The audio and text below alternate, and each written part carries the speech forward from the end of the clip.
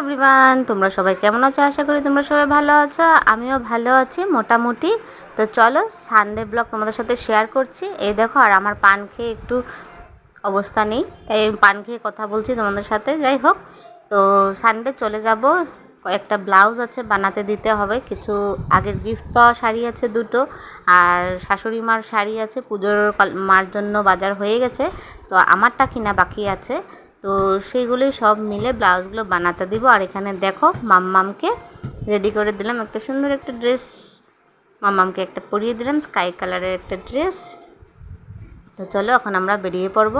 আর এই দেখো, মাম্মাম রেডি হয়ে একটুক্ষণও বসতে চায় না, মাথার মধ্যে হেলমেট লাগিয়ে নিয়েছে আর আমাকে বলছে পড়ো মা পড়ো। কতক্ষণে মানে হেলমেট পরেও বের হবে, রেডি হয়ে করে বসতেই চায় না। তারপর মামামের চুলগুলো একটু কাটিং করার ছিল, চুলগুলো বড় হয়ে গেছে যেহেতু একটু আগের দিকটা একটু কেটে দিব আর কি, কারণ চোখে চলে আসে চুলগুলো তাই।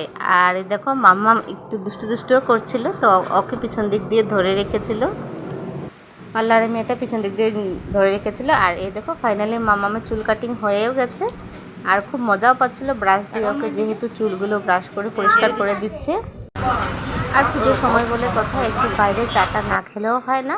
আর পুজো বলেও না, আমি একটু বের হলে বাইরে একটু চাটা খাই, ভালো লাগে।